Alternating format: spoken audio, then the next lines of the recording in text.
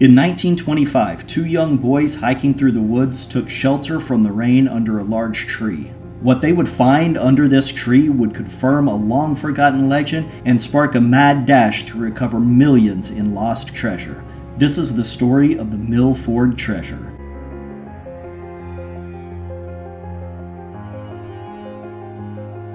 In 1825, two men rode on a wagon in northwest Arkansas. One of these two men was a native, and he and his family were being forcibly removed from Arkansas and being moved to the new territory. The U.S. government was instituting a forced removal of Native Americans from northern Arkansas and moving them to the new Indian Territory in northeast Oklahoma. The local white people had moved into the area, and many of them wanted this area to be land for themselves. And these local white people had a voice in the U.S. government. They lobbied the U.S. government to remove these natives, claiming that they were causing all kinds of problems. Though this was entirely untrue, they won and the natives were removed. Soon a treaty was drafted and distributed among the natives that they either had to sign or face the consequences. Of course, these consequences were most likely that they would either be imprisoned or be killed,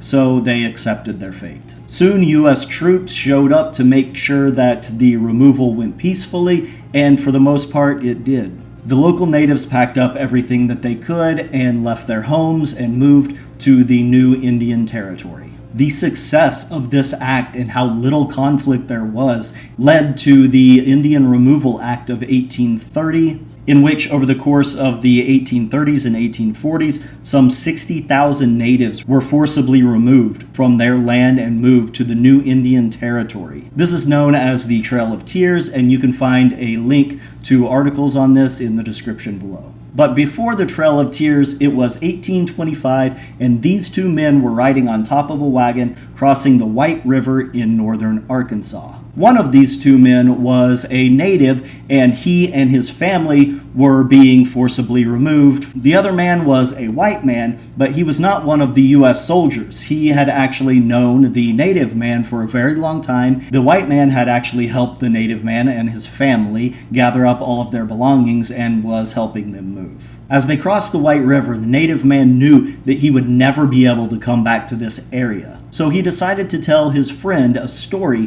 that had been passed down to him and other members of his tribe. As they crossed the river, and the native man got his friend's attention and directed his attention down the river. Way down the river, there was a bend, and on this bend there was a large white bluff. The native man pointed to this bluff and told his friend the story that I'm going to tell you right now.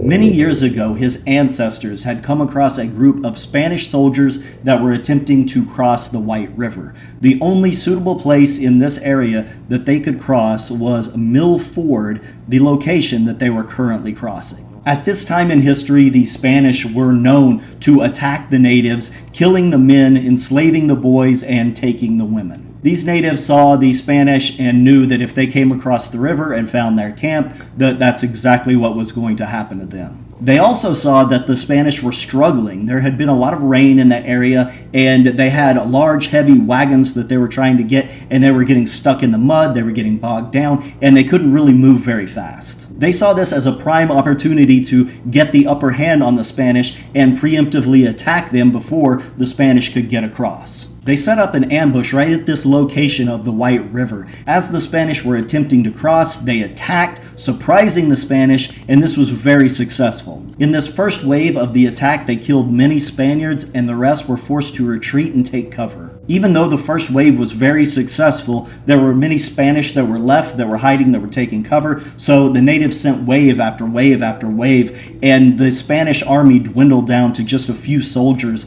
that then fled into the mountains. After they had successfully defeated the Spanish, they assessed their winnings. They found exactly what you would expect in food, weapons, survival items. They also found several wagons that were stacked with silver bars. Of course, all of these goods were very valuable to the natives, but at the time the silver wasn't. Also realizing that many of the Spanish got away, and if they made it back down south or to the Caribbean, then many more Spanish would come looking for that silver. So they decided to hide it, and because they knew this area, they knew exactly the right place to hide it. So of course, at a bend in the river on a white bluff, there was a cave. They hauled all of this silver down the river up to this bluff. They put it inside the cave and then covered the cave with rocks and brush to make sure that no one could see it. So after years and years and generations of this story being passed down throughout the tribe members, there was no one alive for generations and generations who had actually been to the location of this buried silver. As the story was passed down through several generations, a curse developed around the story. The curse was that if anyone went and got the silver, then it would bring a curse on the tribe and the Spanish would come back looking for it. So being realistic, some tribes members probably went looking for this silver, but no one ever found it. Of course, this was just a crazy old story that some people believed, but most people didn't, until 1925.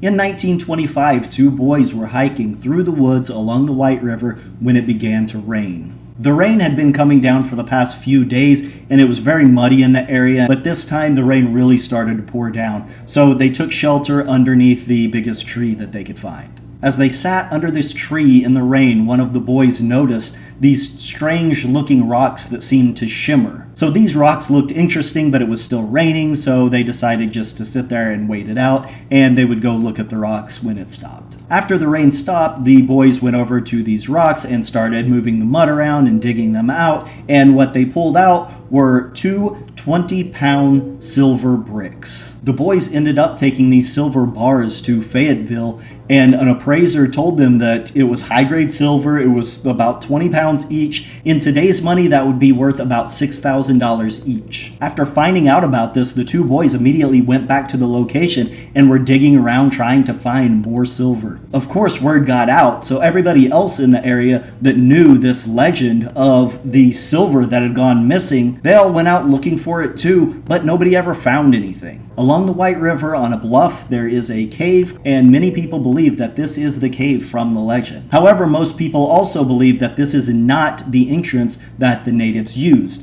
This cave is old and has collapsed over time, and the other entrance has been lost. Nobody knows where this other entrance was, so nobody knows where the silver was hidden. Also, the White River was dammed up between 1960 and 1966, creating Beaver Lake. Many people believe that the entrance to the cave is submerged in Beaver Lake. If that's the case, then somebody's going to need to go diving to retrieve this silver. But no one knows if Milford Cave is even the correct cave, or if there's even a second entrance to this cave. Looks like this treasure is going to be extremely difficult to find. But it's about 9 miles from Eureka Springs, which is a beautiful place. So go stay in Eureka Springs and go over to Beaver Lake and see if you can find this treasure. If you enjoyed this story, you can find another one right here. Don't forget to like, leave comments, and subscribe. Thank you for watching.